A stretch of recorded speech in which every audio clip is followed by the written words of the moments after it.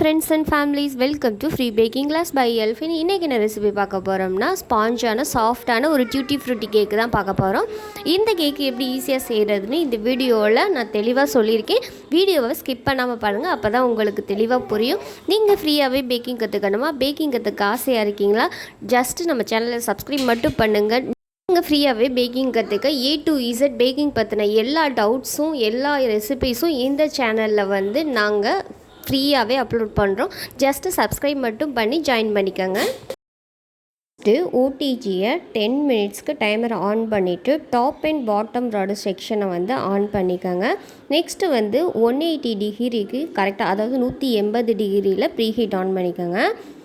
நிறைய பேர் கன்வெக்ஷன் ஃபேன்னா என்னன்னு கேட்குறீங்க. ஃபஸ்ட்டு இருக்கிறது டைமர், அதுக்கப்புறம் ராட் செட் பண்ணுறது, அதுக்கப்புறம் டிகிரி செட் பண்ணுறது, அதுக்கப்புறமா தான் இந்த கன்வெக்ஷன் ஃபேன் அந்த மோடு கொடுத்துருப்பாங்க.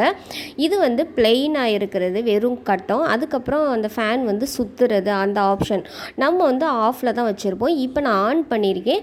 உள்ளே அந்த ஓட்டையாக இருக்குல்ல, அதுக்குள்ளே ஃபேன் சுற்றும். இப்போ நான் ஆன் பண்ணியிருக்கேன். இப்போ நான் ஆஃப் பண்ணிவிட்டு உங்களுக்கு காட்டுறேன் பாருங்கள். ஃபேன் ஆஃப் ஆகிடுச்சு. இப்போ திரும்பவும் நான் ஆன் பண்ணுறேன். ஃபேன் சுற்றுது. இதுதான் அந்த கன்வெக்ஷன் மோடுங்கிறது. இது நம்மளுக்கு தேவையில்லை. ஈவனாக இது ஹீட்டை ப்ரொவைட் பண்ணும். நம்ம கிரில் சிக்கனு, அப்படி இல்லைன்னா தந்தூரி, அப்புறம் பன்னீர் டிக்கா அந்த மாதிரி செய்கிறோம்ல, அதுக்கு யூஸ் பண்ணிக்கலாம். மேக்ஸிமம் டைமரும் டிகிரியும் செட் பண்ணுறது இருந்தாலே நம்மளுக்கு போதும். கேக் பர்ஃபெக்டாக பேக் பண்ணி எடுக்கலாம். ஒரு துளி கூட ஈரமில்லாத பாத்திரத்தில் நான் ரூம் டெம்பரேச்சரில் உள்ள 2 முட்டை எடுத்திருக்கேன். நீங்கள் ஃப்ரிட்ஜிலேருந்து முட்டையை யூஸ் பண்ணுறீங்கன்னா 3 மணி நேரத்துக்கு முன்னாடி வெளியில் எடுத்து வச்சுட்டு அந்த முட்டையை எடுத்துக்கோங்க. இப்போ இந்த 2 முட்டையிலையும் நான் மஞ்சள் கரு தனியாக, வெள்ளை கரு தனியாக, தனித்தனியாக பிரித்து எடுத்துக்கிறேன். வெள்ளை கரு கூட ஒரு துளி அளவு மஞ்சள் கரு கூட கலக்கக்கூடாது. அப்படி கலந்துச்சுன்னா உங்களுக்கு எக்கு ஸ்டிப்பிக்காக வராது. அப்படி ஸ்டிப்பிக்காக வந்தால் தான் கேக் ரொம்பவே அல்ட்ரா சாஃப்டாக இருக்கும். அதனால தான் மஞ்சள் கரு தனியாக, வெள்ளை கரு தனியாக நம்ம பிரித்து எடுக்கிறோம். நீங்களும் அதே மாதிரி பிரித்து எடுங்க. சில பேருக்கு பிரித்து எடுக்க வரலைன்னு சொல்கிறீங்க, அதாவது மஞ்சள் கரு கலந்துரு ஒரு சில நேரங்களில் அப்படின்ட்டு. அதுக்கு எக் யோக் செப்ரேட்டர்னு சொல்லிட்டு நிறைய கடைகளில் இருக்குது. ஒரு 100 ரூபா 150 ரூபா அந்த மாதிரி வரும். அது லெமன் பிழிகிற மிஷின் மாதிரி இருக்கும். அதை வச்சு கூட நீங்கள் எக் யோக் தனியாக செப்ரேட்டாக பிரித்து எடுத்துக்கலாம். தனியாக எடுத்து வச்சுருக்க மஞ்சள் கரு கூட 1/2 டீஸ்பூன் அளவு வெண்ணிலா எசன்ஸும் 1/4 டீஸ்பூன் அளவு மில்க் எசன்ஸும் சேர்த்துக்கிறேன். மில்க் எசன்ஸ் சேர்த்திங்கன்னா உங்களுக்கு எக்கோட ஸ்மெல் கண்ட்ரோல் ஆகி கிடைக்கும். கண்டிப்பாக மில்க் எசன்ஸ் சேருங்க. பிஞ்ச் அளவு உப்பு எடுத்திருக்கேன். அதையும் இந்த முட்டையோட மஞ்சள் கரு கூடவே சேர்த்துட்டு நல்லா முட்டையை மிக்ஸ் பண்ணி எடுத்துக்கோங்க. ஏன் நம்ம மஞ்சள் கருவில் எசன்ஸ் சேர்க்குறோன்னா, மஞ்சள் கருவில் தான் அதிகமாக எக்கோட ஸ்மெல் வரும். எக்கு ஒயிட்டில் ஸ்மெல் வராது. இந்த ரெசிப்பியில் நீங்கள் மஞ்சள் கருவில் எசன்ஸ் சேர்க்குறதில்ல ஏன் சிஸ்டர் அப்படின்னு கேட்பீங்க. அதிலெல்லாம் நம்ம க்ரீம் யூஸ் பண்ணி கேக்கை ஃப்ராஸ்டிங் பண்ணுவோம். ஆனால் இது பிளெயின் கேக்குனால இதில் மஞ்சள் கருவில் நீங்கள் ஆட் பண்ணணும். ஃபஸ்ட்டு பீட்டரை ஃபஸ்ட்டு ஸ்பீடில் ஆன் பண்ணிவிட்டு முட்டையோட வெள்ளை கருவை பீட் பண்ண ஆரம்பிச்சிடலாம். இந்த பீட் பண்ணும்போது முட்டையோட வெள்ளைக்கரு தண்ணி மாதிரி இருக்கும். அப்போவே நீங்கள் சுகரை சேர்த்து பீட் பண்ணக்கூடாது. இந்த மாதிரி ஓரளவுக்கு நுர பொங்கி வரணும். அந்த லிக்விடாக இருக்கிறது ஓரளவுக்கு ஒரு சோப்பு நுர மாதிரி வந்ததுக்கு அப்புறமா நீங்கள் சர்க்கரை ஆட் பண்ணிங்கன்னா உங்களுக்கு கரெக்டாக பீட் ஆகி வரும். ஃபஸ்ட்டே நீங்கள் சர்க்கரை ஆட் பண்ணிங்கன்னா அது தண்ணி மாதிரி இலகிக்கிட்டே போகும். அதனால தான் சொல்கிறேன், கரெக்டாக நீங்கள் சர்க்கரையை போடுறதுக்கு முன்னாடி ஒரு 60 செகண்டாவது முட்டையை பீட் பண்ணுங்கள். கரெக்டாக 100 கிராம், அதாவது 250 ml கப்பில் 1/2 கப் அளவு சர்க்கரை எடுத்திருக்கேன். இந்த சர்க்கரையை நான் 3 பேட்சாக இந்த முட்டையோட வெள்ளைக்கருவில் சேர்த்து நல்லா பீட் பண்ணி எடுங்க. சர்க்கரை கரையிற அளவுக்கு பீட் பண்ணி எடுக்கணும். ஒரு சில நேரங்களில் எக்கு நல்லா பீட் ஆயிரும், ஆனால் சர்க்கரை கரையாது. அப்படி சர்க்கரை கரையாமலே இருந்துச்சுன்னா உங்கள் கேக் பேக் பண்ணதுக்கப்புறம் அந்த சர்க்கரையெல்லாம் கீழே கேக்கோட பாட்டத்தில் போயிட்டு பிசு பிசுன்னு ஒரு பாகு கன்சிஸ்டன்சியில் வந்துடும். அதனால தான் திரும்ப திரும்ப சொல்கிறோம், நல்லா சர்க்கரை கரையிற அளவுக்கு பீட் பண்ணுங்கள். நீங்கள் பொடி பண்ண சர்க்கரை எடுக்கலாமான்னு கேட்பீங்க. பொடி பண்ண சர்க்கரையை விட பொடி பண்ணாத சர்க்கரை எடுக்கும்போது தான் உங்களுக்கு பெட்டர் ரிசல்ட் கிடைக்கும். எக்கும் நல்லா ப்ளஃபியாக பீட் ஆகி கிடைக்கும். இப்போ நான் 3 பேட்சாக சேர்த்து நல்லா எக்கை பீட் பண்ணி எடுத்துக்கிறேன். மஞ்சள் கருவும் எசன்ஸும் கலந்து வச்சுருக்கோம்ல, அதை வந்து 2 பேட்சாக அந்த வெள்ளை கரு கூட ஆட் பண்ணி ஃபஸ்ட்டு ஸ்பீடில் ஜஸ்ட்டு மிக்ஸ் பண்ணி எடுத்துக்கோங்க. பீட்ரு ஸ்பீடை இன்க்ரீஸ் பண்ணிடாதீங்க, அப்புறம் தண்ணி மாதிரி முட்டை இலகிரும். ஜஸ்ட்டு வந்து அதை மிக்ஸ் பண்ணணும். 2 டைம் இப்போ சேர்க்குறோமா, 2க்கும் சேர்த்து 20 செகண்ட் வந்து நீங்கள் பீட் பண்ணி எடுத்துக்கோங்க.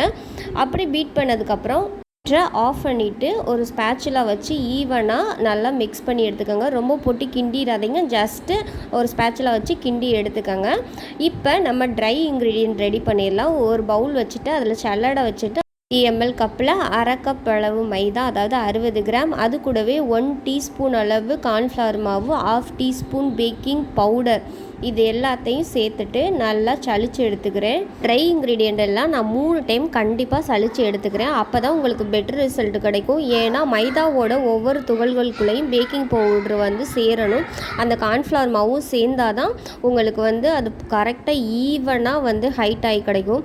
ஒரு சில இடங்களில் பேக்கிங் பவுடரோ அல்லது கார்ன்ஃப்ளவரோ ஆட் ஆகாமல் இருந்துச்சுன்னா, பேக்கிங் பவுடர் ஆட் ஆகாத இடத்துல வந்து கேக் வந்து அவ்வளோ ஹைட்டாக வராது. அதனால தான் 3 பேட்சாக நான் வந்து நல்லா நைஸாக சளிச்சு எடுத்துக்கிறேன். நீங்களும் கரெக்டாக 3 டைம் அது சளிச்சு எடுங்க, அப்போ தான் உங்களுக்கு பெட்டர் ரிசல்ட் வரும். வேணும்னா நீங்கள் ட்ரை பண்ணி பாருங்கள். ஒரு ஈரமில்லாத பவுலில் 1 டேபிள் ஸ்பூன் மில்க்கும் 1 டேபிள் ஸ்பூன் ஆயில், அதாவது ரெண்டுமே 10 ml எடுத்திருக்கேன். டோட்டலாக 20 ml. பால் வந்து காய்ச்சி ஆற வச்ச பால் எடுத்துருக்கேன். நீங்கள் எண்ணெய்க்கு பதிலாக பட்ரு யூஸ் பண்ணுறா இருந்தாலும் யூஸ் பண்ணலாம், ஆனால் நெய் யூஸ் பண்ணக்கூடாது, பட்ரு தான் யூஸ் பண்ணணும். அப்படி இல்லைன்னா கோல்டு வின்னர், ஃபார்ம் ஆயில் அந்த மாதிரி யூஸ் பண்ணலாம். ஃப்ளேவர் இல்லாத எண்ணெயை தான் யூஸ் பண்ணணும். தேங்காய் எண்ணெய், நல்லெண்ணெய், கடலெண்ணெய் யூஸ் பண்ணக்கூடாது. இப்போ இந்த மாதிரி நல்லா கலந்ததுக்கப்புறமா நம்ம ரெடி பண்ணி வச்சுருக்க எக்கு ஒயிட்டு கூட இந்த ஃப்ளாரை வந்து 2 பேட்சாக நான் சேர்த்து சளிச்சு எடுத்துக்கிறேன். ஒரு பேட்ச் சேர்த்துட்டு அதில் 1.5 டீஸ்பூன் அளவு அந்த பாலும் எண்ணெயும் கலந்ததை சேர்த்துட்டு சும்மா ஜஸ்ட்டு மிக்ஸ் பண்ணி எடுத்துக்கோங்க. ரொம்ப போட்டு கிண்டிடாதீங்க. ஜஸ்ட்டு வந்து அந்த ஃப்ளாரும் முட்டையும் கலக்கணும். ரொம்ப அடித்து கிண்டிட்டிங்கன்னா எக்கோட ஃபோம்லாம் அடங்கிடும், கேக் வந்து ஹார்ட் ஆகிரும். இப்போ நெக்ஸ்ட் பேட்சையும் அதே மாதிரி சேர்த்து நல்லா நான் கலந்து எடுத்துக்கிறேன். கட்டிகள் எதுவும் இல்லாத அளவுக்கு கலந்து எடுத்துக்கோங்க. மாதிரி பேட்ரு வந்து ரொம்ப தண்ணி ஆயிடுச்சுன்னா கேக்கோட பாட்டத்தில் டியூட்டி ஃப்ரூட்டி போய் அப்படி செட் ஆயிரும்.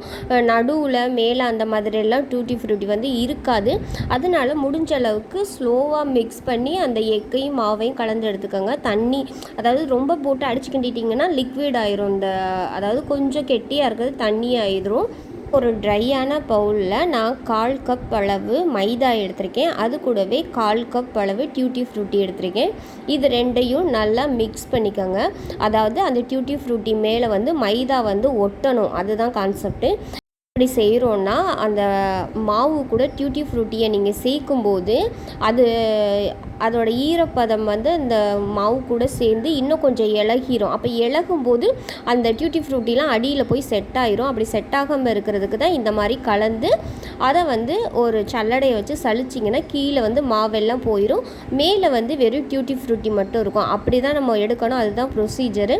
இந்த மாதிரி மாவு ஒட்டினதுக்கப்புறம் இதை வந்து டைரெக்டாக நம்ம பேட்டர் ரெடி பண்ணி வச்சுருக்கோம்ல அதில் போட்டுட்டு ஜஸ்ட்டு மிக்ஸ் பண்ணுங்கள். ரொம்ப போட்டு அடிச்செல்லாம் கிண்டிடாதீங்க. அதே மாதிரி பேட்டர் இந்த அளவுக்கு கெட்டியாக இருந்தால் தான் டியூட்டி ஃப்ரூட்டி நடுவில் மேலே அப்படிலாம் ஒவ்வொரு இடத்துலையும் ஒவ்வொன்றா இருக்கும். இல்லைன்னா சுத்தமாக அடியில் போய் செட் ஆயிரும். பேட்ரு வந்து கெட்டியாக இருக்கிற மாதிரியே பார்த்துக்கோங்க. ஜஸ்ட்டு நான் இதை வந்து லைட்டாக மிக்ஸ் பண்ணி மட்டும் எடுத்துக்கிறேன். மிக்ஸ் பண்ணி எடுத்துகிட்டு நான் இங்கே வந்து ப்ரெட்டு மோல்டு எடுத்திருக்கேன். அதாவது ப்ரெட்டு மோல்டுலேயே சின்னது மில்க் மோல்டு, மில்க் கேக்லாம் பண்ணுவோம்ல அந்த மோல்டு. அதில் வந்து நான் இந்த ரெடி பண்ணி வச்சுருக்க பேட்டரை சேர்த்துக்கிறேன். இப்போ வந்து 1 kg பேட்டரில் டின்னில் தான் நான் இந்த கேக்கை செய்கிறேன். அதனால் ஆஃப் அளவு தான் வரும். இதுவே நீங்கள் 1/2 kgயில் செஞ்சிங்கன்னா உங்களுக்கு ரைஸ் ஆகி ஃபுல்லாக கிடைக்கும். இப்போ இந்த மோல்டில் இந்த பேட்டரை சேர்த்ததுக்கப்புறம் லைட்டாக டேப் பண்ணி எடுங்க. ரொம்ப போட்டு தட்டுனீங்கன்னா கேக்கோட பாட்டத்தில் போய் அந்த டியூட்டி ஃப்ரூட்டிலாம் அங்கங்கே கீழே இறங்கிரும். அதனால லைட்டாக சும்மா ஜஸ்ட்டு ஒரு தட்டு தட்டிட்டு அது மேலே டூத்பிக் வச்சு நீங்கள் இந்த மாதிரி ஈவன் பண்ணி எடுத்துக்கோங்க. அப்போ தான் உங்களுக்கு கரெக்டாக வரும். நான் டியூட்டி ஃப்ரூட்டியை மேலே இந்த மாதிரி தூவி எடுத்துக்கலாம். இது வந்து ஆப்ஷனல் தான். டியூட்டி ஃப்ரூட்டி இருக்கிற இடத்துலலாம் கேக் வந்து அவ்வளோக்கா ரைஸ் ஆகாது, ஆனால் பார்க்க வந்து சூப்பராக இருக்கும், ஆனால் கேக்கும் சாஃப்டாக இருக்கும். இப்போ வந்து இந்த பேட்டரை ஓடிஜிக்குள்ளே வச்சுட்டு கரெக்டாக 30 நிமிஷம் டைமரை ஆன் பண்ணிவிட்டு டாப் அண்ட் பாட்டம் ராடர் செக்ஷன் ஆன் பண்ணிவிட்டு 180 டிகிரிக்கு கரெக்டாக பேக் பண்ணி எடுத்துக்கோங்க. கரெக்டாக 30 நிமிஷத்தில் எனக்கு நல்லா பேக் ஆகி கிடச்சிருக்கு. பாருங்கள், சொன்னது போலே அந்த டியூட்டி ஃப்ரூட்டி இருக்கிற இடத்துலலாம் கேக்கு எழும்பாது. ஆனால் டேஸ்ட் வைஸ் எல்லாமே சூப்பராக இருக்கும். பார்க்கவும் நம்மளுக்கு ஒரு ரிச்சான லுக்கை கொடுக்கும். இப்போ இந்த மோல்டை வந்து வெளியில் எடுத்து ஆற வச்சிடலாம். நல்லா ஆறுனதுக்கப்புறம் நான் டீமோல்ட் பண்ணிவிட்டு மேலே இருக்க பட்டர் ஷீட்டை ரிமூவ் பண்ணி எடுத்துக்கிறேன். பாருங்கள், கேக் வந்து அந்த பட்டர் ஷீட்டில் ஒட்டாமல் சூப்பராக வந்திருக்குது. இப்போ நான் இதை பீஸ் போட்டு காமிக்கிறேன். பாருங்கள் எவ்வளோ சாஃப்டாக ஸ்பாஞ்சாக இருக்குன்னு. இத்தனைக்கும் நம்ம பேக்கிங் சோடா எதுவும் ஆட் பண்ணவே இல்லை. வந்து பஞ்சு மாதிரி இருக்குன்னு சொல்லுவாங்கள்ல, அந்த மாதிரி டெக்ஸ்சரில் இருக்கும். சூப்பர் சாஃப்டாக இருக்கும். பாருங்கள், டியூட்டி ஃப்ரூட்டி அங்கங்கே இருக்குது. இதுவே நீங்கள் பேட்டர் தண்ணி ஆயிடுச்சுன்னா டியூட்டி ஃப்ரூட்டி வந்து அடியில் மட்டும் தங்கி அப்படியே செட் ஆயிரும். பேட்டர் அடிக்கிறதுல தான் இந்த கேக் வந்து ப்ளஃபி ஆகிறது இருக்குது. இப்போ வந்து நான் 1/2 kg மோல்டில் குவான்டிட்டி செஞ்சனால கேக் வந்து ஹைட்டு நம்மளுக்கு கம்மியாக இருக்குது. இதுவே நார்மல் நீங்கள் என்ன பேனில் வேணாலும் இந்த கேக்கை வந்து ட்ரை பண்ணலாம். அதாவது ரவுண்ட் இன்ச்சு, ஸ்கொயர் இன்ச்சு, அந்த மாதிரி எதில் வேணாலும் நீங்கள் ட்ரை பண்ணலாம். இதுவே நம்ம 1 kg வந்து அந்த பேனில் செஞ்சுருந்தோன்னா அது ஃபுல்லாக ரைஸ் ஆகி வந்திருக்கும். நான் பிகைனர்ஸ் எல்லோரும் என்ன சொல்கிறீங்கன்னா 1/2 kg சொல்லித்தாங்க கேட்குறாங்க. ஏன்னா அவங்க எல்லாம் புதுசாக ட்ரை பண்ணுறவங்க, அவங்களுக்கு வந்து 1/2 kgங்கிறது ஒரு கம்மியான குவான்டிட்டியாக இருக்கும். தப்பாக செஞ்சாலும் அதை மறுபடியும் நீங்கள் செய்கிறதுக்கும் ஈஸியாக இருக்கும். அதனால தான் நான் 1/2 kg மெஷர்மெண்ட்டில் வந்து இன்றைக்கி செஞ்சுருக்கேன். மோஸ்ட்லி நம்ம போடுற வீடியோஸ் எல்லாமே 1/2 kgயில் தான் இருக்கும். ஏன்னா பிகைனர்ஸும் ஈஸியாக கற்றுக்கணும்ல, எல்லாருக்கும் ரெசிபி தெரியணும் அப்படிங்கிறதுக்காக தான் நம்ம அப்படி அப்லோட் பண்ணுறோம். இந்த கேக்கை நீங்கள் வீட்டில் ட்ரை பண்ணி பார்த்துட்டு எங்களுக்கு ஃபீட்பேக் சொல்லுங்கள்.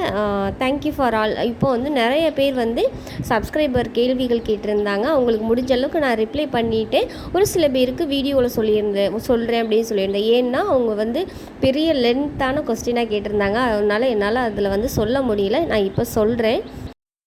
சிஸ்டர், ஓவன் ப்ரீ ஹீட் ஆகிறதுக்கு முன்னாடியே கேக் பேட்டர் ரெடி ஆகிருச்சுன்னா அதை கேக் பேனில் போடலாமா? அப்படி போட்டால் எதுவும் ஆகாதா சிஸ்டர் அப்படின்னு சொல்லிட்டு கேட்டிருக்காங்க. நம்ம எப்போதுமே சொல்கிறது, கேக் பேட்டர் ரெடி ஆகிறதுக்கு முன்னாடி வந்து ஓவன் வந்து ஃப்ரீ ஹீட் ஆகணும். ப்ரீ ஹீட் ஆனால் தான் அதுக்குள்ளே வந்து சூடு வந்து ஈவனாக உள்ளே இருக்கும். கரெக்டாக ஒரு டெம்பரேச்சரில் அது மெயின்டைன் ஆகிட்டே இருக்கும். அப்போ நம்ம பேட்டரை வந்து ரெடி பண்ணி வச்சுருக்கோம். பேட்டர் ரெடி பண்ணதுக்கப்புறம் உள்ளே அந்த ஓவனுக்குள்ளே வந்து உடனே திறந்துட்டு உடனே உள்ளே வச்சிடணும். ஏன்னா அந்த அளவுக்கு அதோட ஹீட் வெளியில் போகாத அளவுக்கு நம்ம உள்ளே அதை அடைச்சி வச்சு அதில் அந்த சூட்டில் தான் வேக வைக்கணும். ஒருவேளை ஈவனான ப்ரீ ஹீட் ஆகாமல் நீங்கள் கேக்கை வச்சிங்கன்னு வச்சுக்கோங்களேன், ஒரு சில இடங்களில் ஹீட் அதிகமாக வந்துட்டு இருக்கும். இப்போ பாட்டம் ராடும் டாப் ராடும் ஆனில் வச்சுருப்போம். ஆனில் வைக்கும்போது அது 2 பக்கம் மட்டும் ஹீட் வந்துட்டுருக்கும். ஆனால் சைடில் உங்களுக்கு அவ்வளோதுக்காக ஹீட் ஆகாது. அப்போ ஃபுல்லாக ஈவனாக ஹீட் ஆனால் தான் அந்த கேக் வந்து ப்ராப்பராக வேகும்.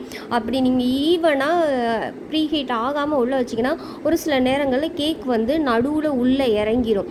அதாவது எப்படி சொல்கிறது, எரிமலை உள்ளே இருக்கும்ல, அந்த மாதிரி இருக்கும். உள்ளே மட்டும் இறங்கிரும். ஒரு சில நேரங்களில் ஒரு பக்கம் ஹீட் அதிகமாகும்போது ஒரு பக்கம் மட்டும் உப்பி வரும் கேக்கு, ஒரு பக்கம் ஹைட்டு கம்மியாகும். அந்த மாதிரி ஃபங்க்ஷன் ஆகும் சிஸ்டர். ஒரு வேளை ப்ரீ ஹீட் இன்னும் ஓவன் ஆகலை அப்படி சொல்லிட்டு பேட்டரி ரெடி பண்ணி நீங்கள் வெளியிலேயே ஒரு 5 நிமிஷமோ இல்லை 10 நிமிஷமோ வச்சுட்டிங்கன்னா அது என்ன ஆகும்னா, அந்த கேக்கில் இருக்க முட்டைகள் எல்லாம் கொஞ்சம் கொஞ்சமாக அடங்க ஆரம்பிக்கும். அதாவது அந்த பபிள்ஸ் முட்டையோட வெள்ளைக்கருவில் இருக்க பபிள்ஸ் தான் அந்த கேக்கோட ரைஸ் ஆகி ஒரு பேட்டராக கிடைக்கும். அப்போ டைம் ஆக ஆக உள்ளேருந்து பபிள்ஸாக வெளியில் வர ஆரம்பிக்கும். அப்போ பேட்டர் வந்து கெட்டியாக இருக்கும். அப்போ கொஞ்சம் நேரத்தில் அப்படி அந்த பபிள்ஸ்லாம் அடங்க தண்ணி ஆயிரும். அப்போ வந்து கேக் வந்து நம்ம பேக் பண்ணும்போது ஹார்ட் ஆயிரும். இதுதான் ப்ராப்ளம் வரும். அதனால எப்போதுமே கேக் பேட்டரை ரெடி பண்ணுறதுக்கு முன்னாடி ஓவனை வந்து ப்ரீ ஹீட் ஆன் பண்ணிக்கோங்க. அப்படி இல்லைன்னா நீங்கள் பேட்டரை ரெடி பண்ணிவிட்டு அதாவது ஃப்ரிட்ஜுக்குள்ளே வைக்கலாமான்னு கேட்டிங்கன்னா அப்படிலாம் வைக்கவே கூடாது. கரெக்டாக நம்மளுக்கு ஓவன் வந்து எக்ஸ்ட்ரா ப்ரீ ஹீட் ஆனால் கூட பரவாயில்ல. நீங்கள் இப்போ 10 நிமிஷம் ப்ரீ ஹீட் ஆன் பண்ணுறீங்க, ஓவன் பேட்டர் இன்னும் ரெடி ஆகலை, 10 நிமிஷத்தில் ஓவன் வந்து ஆஃப் ஆகிடுச்சுன்னா கூட மறுபடியும் ஒரு 5 நிமிஷம் வச்சுக்கோங்க. வச்சுட்டு ப்ரீ ஹீட் ஆனதுக்கப்புறம் நீங்கள் வந்து பேட்டரும் அதுக்குள்ளே ரெடி ஆயிரும். அப்புறம் வந்து உள்ளே வச்சிடலாம். உங்கள் டவுட் வந்து கிளியர் ஆகிருக்குன்னு நினைக்கிறேன். ஒருவேளை வந்து கிளியர் ஆகலைன்னா மறுபடியும் நீங்கள் கமெண்ட் பாக்ஸில் கமெண்ட் பண்ணுங்கள் சிஸ்டர். இன்னும் உங்களுக்கு நான் தெளிவாக வந்து எக்ஸ்பிளைன் பண்ணுறேன். நெக்ஸ்ட்டு வந்து இன்னொரு சப்ஸ்கிரைபர் கேட்டிருக்காங்க, சிஸ் உங்களோட பேக்கிங் கிளாஸ் ரொம்பவே யூஸ்ஃபுல்லாக இருக்குது, தேங்க்யூ ஸோ மச். அண்ட் என்னோடய நாசிலில் நம்பர்லாம் இல்லை, டிசைன் பண்ண ரொம்பவே இன்ட்ரெஸ்டிங்காக இருக்குது. அதை வந்து எப்படி சூஸ் பண்ணுறது, எப்படி வந்து அந்த நம்பர்ஸ் உள்ள நாசில்ஸை சூஸ் பண்ணுறதுன்னு சொல்லிட்டு கேட்குறாங்க. அவங்களுக்கு நான் தெளிவாக சொல்கிறேன். சிஸ்டர், உங்களுக்கு நாசில்ஸில் நம்பர்ஸ்லாம் இல்லை, ஆனால் எனக்கு டிசைன் போட இன்ட்ரெஸ்ட்டாக இருக்குது, அதில் எப்படி சூஸ் பண்ணுறது, எப்படி யூஸ் பண்ணுறதுன்னு சொல்லிட்டு கேட்டிருக்கீங்க. இப்போ இந்த குட்டி குட்டியாக இருக்க நாசில்ஸ் எல்லாம் நான் ஆரம்ப கட்டத்தில் வாங்கினது. அதாவது சும்மா ஆன்லைனில் மொத்தமாக இருக்கும், ஒரு 12 பீஸ் இருக்கும், 150 ரூபா 160 ரூபா அந்த மாதிரி இருக்கும். இதில் எதுலேயுமே நம்பர்ஸோ இல்லை வேறு எதுவுமோ எந்த ஒரு குறியீடும் இருக்காது. இது வந்து சும்மா லோக்கல் பிராண்டு மாதிரி தான். இது இப்படி பார்த்தீங்கன்னா நல்லா பார்த்தீங்கன்னா தெரியாது, உறிஞ்சிட்டு வரும் கொஞ்ச நாளில். இந்த மாதிரி லோக்கலாக வாங்குறது எல்லாமே அப்படி தான் இருக்கும். ஆனால் நான் இதை யூஸ் பண்ணுறதே இல்லை. இது பார்த்திங்கன்னா இது எல்லாம் பேக்கிங் ரா மெட்டீரியல் ஷாப்லேயே கிடைக்கும். இதோட நம்பர் பார்த்திங்கன்னா 895 இதோட நம்பரு. அடுத்து இது பார்த்திங்கன்னா 2D நாசில். 2D நாசில் இது வந்து ரோஸ் நாசில். இது வந்து 1 2 3ன்னு இருக்கும். நெக்ஸ்ட்டு பார்த்திங்கன்னா இது வந்து இது லீஃப், அதாவது இலைகள் போடுறதுக்கு 112 நாசில் அப்படி இருக்கும். இதுவும் வந்து ரோஸ் நாசில் தான். இது B30, அதாவது FTன்னு போட்டிருக்கும். இந்த மாதிரி ஒவ்வொரு நாசிலுக்கும் ஒவ்வொரு நேம் இருக்கும். அதாவது இது எல்லாமே ஒரு பீஸ் வந்து 60 ரூபாய் 70 ரூபா அந்த மாதிரி இருக்கும். இது எல்லாமே கேக் ரா மெட்டீரியல் ஷாப்பில் தான் இருக்குது. நான் ஒன்று ஒன்றா வாங்கும்போது 60 ஹோல்சேலில் வாங்கும்போது கொஞ்சம் ப்ரைஸ் வந்து கம்மி பண்ணி போடுவாங்க. நெக்ஸ்ட்டு இதே நீங்கள் ஆன்லைன்லேயும் இருக்குது சிஸ்டர், நீங்கள் வேணும்னா சொல்லுங்கள், நான் லிங்க் அனுப்பி வைக்கிறேன். ஆன்லைன் ஷாப்பிங்லேயும் ஒரு 3 பீஸ் வந்து 169 ரூபா 170 ரூபா 180 ரூபா அந்த மாதிரி இருக்குது. ரோஸ் நாசில் மட்டும் தனியாக வேணும்னா அது கூட வாங்கிக்கலாம். அந்த ஒன்னம் நாசில்னு சொல்லுவோம்ல, அது கூட அவைலபிளாக இருக்குது. அதில் நீங்கள் மோஸ்ட்லி வந்து ஆன்லைனில் செக் பண்ணி பாருங்கள் சிஸ்டர். மொத்தமாக செட்டோடு இருக்கும், அது வந்து வாங்காதீங்க. அது வந்து கொஞ்சம் எப்படி இருக்குன்னு தெரியாது, பார்க்குறதுக்கு நல்லா இருக்கும். ஆனால் நீங்கள் விஷுவலில் பார்க்கும்போது இந்த மாதிரி நம்பர்ஸ் லெட்டர்ஸ் போட்டிருக்கணும். அதாவது இதில் 2Dன்னு போட்டிருக்கு பாருங்கள், அந்த மாதிரி சிம்பிள் அதில் காட்டியிருந்தாங்கன்னா நீங்கள் வாங்குங்க, அது பர்ஃபெக்டாக இருக்கும். லைஃபும் நல்லாயிருக்கும், துரு பிடிக்காது, ஒன்றுமே பண்ணாது. அதுவே நீங்கள் இந்த மாதிரி லோக்கல் பிராண்டு வாங்கும்போது, இது நான் வாங்கியே 2 இயர்ஸுக்கு மேலே தான் இருக்கும். ஃபஸ்ட்டு ஸ்டார்டிங்கில் வாங்கினதை யூஸ் பண்ணவே இல்லை. ஆனால் பாருங்கள், இது வந்து துரு பிடிச்சிருச்சு. இது அப்போவே துரு பிடிச்சி தான் இருந்தது. வாங்கிட்டு தண்ணியில் வாஷ் பண்ணோடனே துரு பிடிச்சிருச்சு. அதனால் இந்த மாதிரி நாசில்ஸ் வாங்காதீங்க. இந்த மாதிரி நாசில்ஸ் வந்து வாங்கி யூஸ் பண்ணிங்கன்னா உங்களுக்கு பெட்டராக இருக்கும். இந்த தகவல் அந்த சிஸ்டருக்கு போதுமானதாக இருக்கும்னு நான் நம்புகிறேன். வேறு ஏதாவது தகவல் தேவைப்படுச்சுன்னா கண்டிப்பாக கமெண்ட் பாக்ஸில் கமெண்ட் பண்ணுங்கள் சிஸ்டர். பேக்கிங் வந்து ரொம்ப இன்ட்ரெஸ்ட்டாக இருக்குதுன்னு சொல்கிறீங்க. கண்டிப்பாக நீங்கள் இதை வந்து வீட்டில் ட்ரை பண்ணுங்கள். எல்லாமே ஒன் டைம் இன்வெஸ்ட்மெண்ட் தான். ஃபஸ்ட்டு இன்வெஸ்ட்மெண்ட் பண்ணிட்டீங்கன்னு வச்சுக்கோங்களேன், அப்புறம் நீங்கள் வந்து ஈஸியாக அதை வந்து ப்ராசஸ் பண்ணிடலாம். பொருட்கள்லாம் ஒரு டைம் வாங்குறது தான். வாங்கிட்டு நீங்கள் அடுத்து நெக்ஸ்ட்டு பேக் பண்ணும்போது மாவு, சர்க்கரை, அந்த விப்பிங் க்ரீமு அது மட்டும்தான் வாங்குகிற மாதிரி இருக்கும். மேக்ஸிமம் 1/2 kgக்கு எவ்வளோ நம்ம ஸ்பெண்ட் பண்ணுவோன்னா, ஒரு 1/2 கப் மைதா, 2 முட்டை, 1/2 கப் சர்க்கரை, அப்புறம் கொஞ்சம் பால், எண்ணெய் இதெல்லாம் சேர்த்து தான் மேக்ஸிமம் ஒரு ப்ராஃபிட்டுங்கிறது அதிகமாக தான் வரும். 1/2 kg வந்து மினிமம் 300க்காவது நம்ம சேல் பண்ணலாம். அதனால் உங்களுக்கு பெஸ்ட்டாக தான் இருக்கும். நீங்கள் ட்ரை பண்ணி பாருங்கள். முடிஞ்ச அளவுக்கு எல்லாம் சக்ஸஸாக தான் ஆகும் அப்படின்னு நம்பி நீங்கள் ட்ரை பண்ணுங்கள், நல்லா வரும். நிறைய பேர் நிறைய லவ் அண்ட் சப்போர்ட் கொடுக்குறீங்க. ஒரு சப்ஸ்கிரைபருக்கு ஒரு இவ்வளோ ஒரு அன்பு கிடைக்குமான்ட்டு நான் ரொம்பவே பார்த்து வியக்கிற மாதிரி இருந்தது. அவ்வளோ லவ் அண்ட் சப்போர்ட் கொடுக்குறீங்க. இது எல்லாமே உங்களால தான். பெஸ்ட்டு ஹோம் பேக்கராக்க வேண்டியது என்னுடைய கடமை, அது என்னுடைய பொறுப்பும் கூட. நான் முடிஞ்ச அளவுக்கு உங்களுடைய கேள்விகளுக்கெல்லாம் நான் பதில் சொல்லிடுறேன். யாருக்காவது ஒரு சில பேருக்கு நான் சொல்லாமல் விட்டுருந்தேன்னா அது வந்து என்னுடைய டைம் கிடைக்காததுனால தான். அதனால் யாரும் கோச்சிக்காதீங்க. முடிஞ்ச அளவுக்கு நான் சீக்கிரமாக ரிப்ளை பண்ணிடுறேன். தேங்க்யூ ஃபார் ஆல் உங்களோட லவ் அண்ட் சப்போர்ட்டுக்கு. எங்களுடைய சேனல் உங்களுக்கு பிடிச்சிருந்துச்சுன்னா லைக் பண்ணுங்கள், ஷேர் பண்ணுங்கள், கமெண்ட் பண்ணுங்கள், சப்ஸ்கிரைப் பண்ணுங்கள். Thank you for all.